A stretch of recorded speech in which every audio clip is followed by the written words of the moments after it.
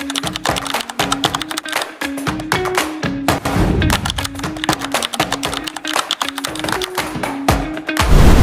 warahmatullahi wabarakatuh. Hari ini ketemu dengan saya kembali, Zarul Atria. Kita akan membahas mengenai moderasi beragama. Apa sih moderasi beragama itu? Kenapa kita berpikir bagaimana caranya kita bisa hidup rukun di tengah banyaknya perbedaan? Moderasi beragama berarti sikap menjalani kepercayaan dan praktek keagamaan secara seimbang.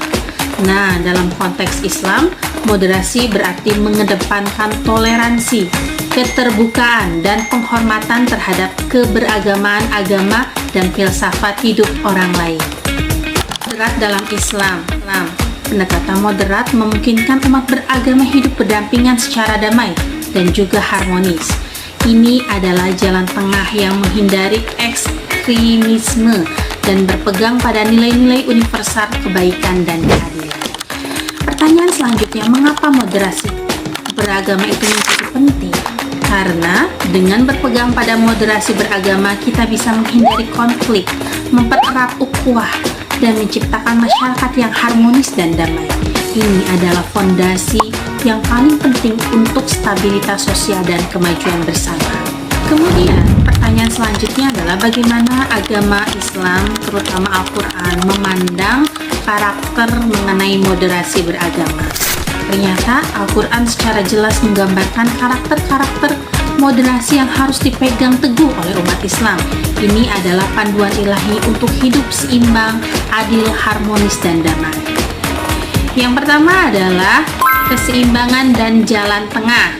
Nah, di dalam surah Al-Baqarah ayat 143 dibahas mengenai bagaimana tuntunan konsep wasaniyah, yaitu menyerukan umat untuk menjadi umat yang pertengahan. Kemudian pada surah Al-Baqarah ayat 256 dibahas mengenai toleransi dan kebebasan beragama. Jadi, Islam menegaskan tidak ada paksaan dalam urusan agama, menghargai pilihan dan keyakinan setiap orang. Pada surah Al-An'am ayat 108, di situ dibahas mengenai etika dialog dan juga menghindari provokasi terhadap agama lain. Islam mengajarkan untuk menjaga ucapan terhadap pemeluk agama lain demi menghindari permusuhan. Yang selanjutnya adalah Al-Mumtahanah ayat 8. Di sini adalah bagaimana kita bersikap kepada non-muslim yang baik atau yang tidak ingin berperang dengan kita, yang memberikan kedamaian dengan kita.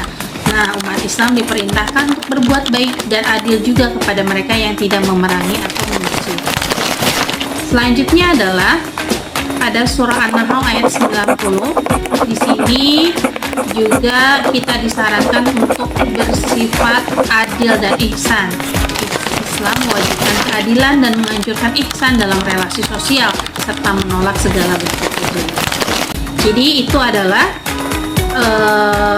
gambaran karakter moderasi beragama dalam Al-Quran. Jadi di dalam Al-Quran juga ternyata memiliki panduan-panduan tentang bagaimanakah kita sebagai seorang umat Islam untuk berperilaku dalam mewujudkan moderasi beragama.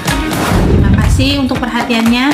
Sampai jumpa lagi di sesi berikutnya dengan kajian-kajian keislaman.